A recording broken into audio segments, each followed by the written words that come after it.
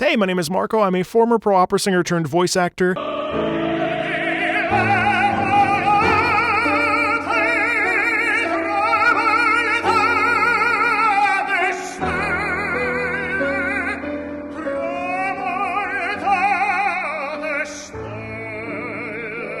Today we're going to be listening to Heroes of Might and Magic 2. This game came out in 1996, which some of you watching this may have not have even been born yet. I was 9, and I've never heard this before, but I am curious how a computer game from 1996 can still manage to evoke music that allows us to hear the context of what the story is telling us. Sorceress Town, I'm expecting this sort of like broody sort of magician flying and very, strings and whatever. So I'm really genuinely curious to hear what this sounds like. Let's dive in.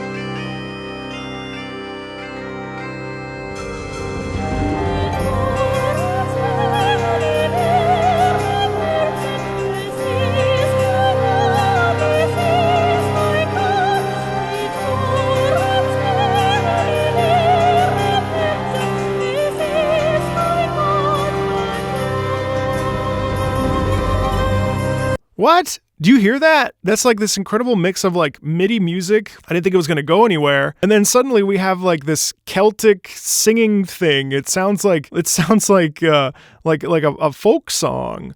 And that is really interesting. Da da da da, because it starts like this in singing we have these things called earworms. I mean, all of us have the earworms, which means that you listen to something over and over and over, like when you're playing a game like this, probably late in the middle of the night, you're like 13 years old, 14 years old, or whatever age, and you hear this, a 20-year-old, 30-year-old, whatever, and you hear it over and over and over, and then it gets stuck, and so you're like washing the dishes.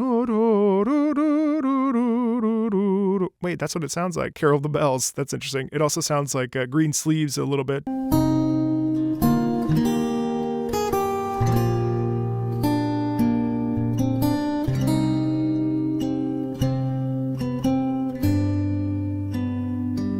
So that's cool. And then we have this like beautiful soprano singing coming in. It's very interesting.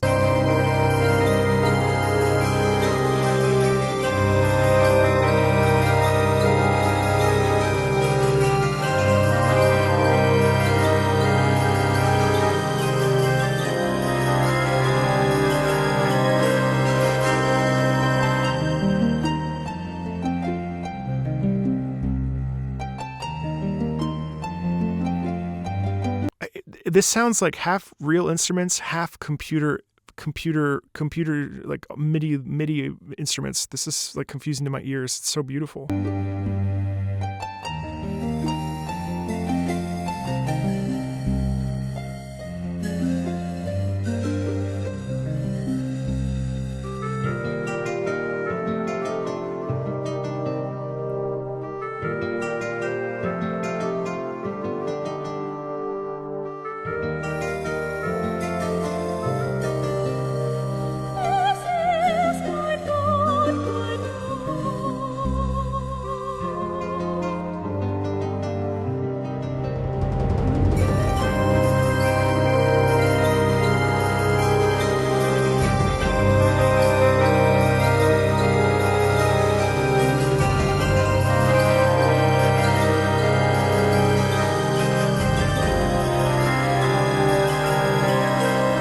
I've sung in a lot of church choirs in my time as a singer.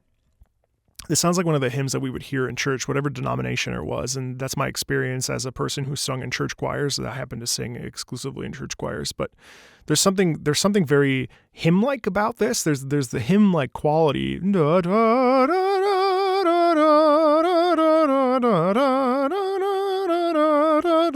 It's cool.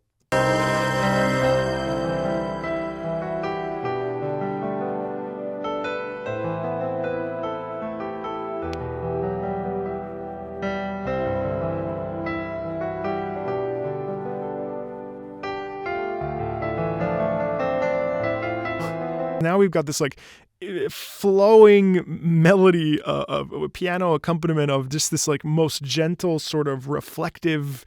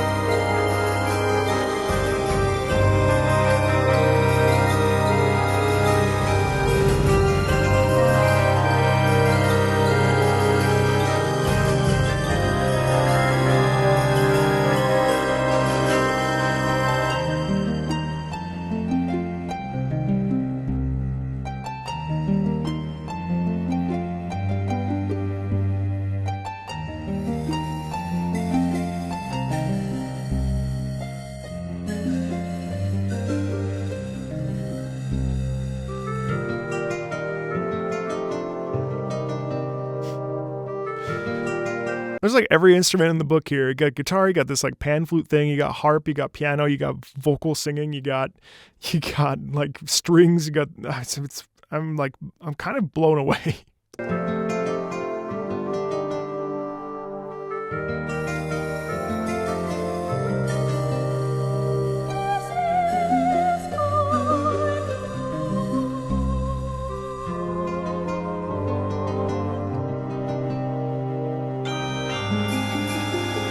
Oh yeah, and bagpipes, sorry.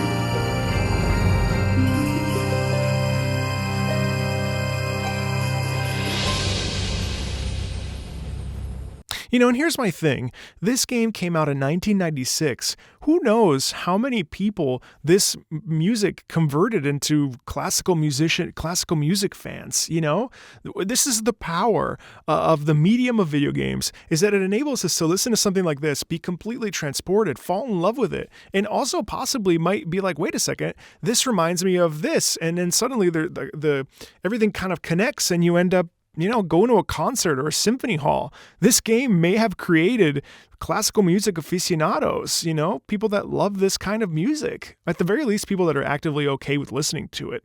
And again, this came out in 1996. Wouldn't it be funny if it didn't come out in 1996 and I've just said that like 8 times in this video? But so, you know, I'm just like perplexed. It's just kind of staggering that this kind of stuff exists. While at the same time, we've had, it's just crazy, the evolution of games and the evolution of music and how it's all sort of coalesced together. It's because of composers like, you know, Paul Anthony Romero. Anyway, that's it for me. Thank you so much for this Patreon request. This was really, really awesome. If you want to support the channel, feel free to check out the links in the About section, but there's never any pressure. Feel free to join the Discord. And as always, thank you so much, and I'll talk to you later. Bye.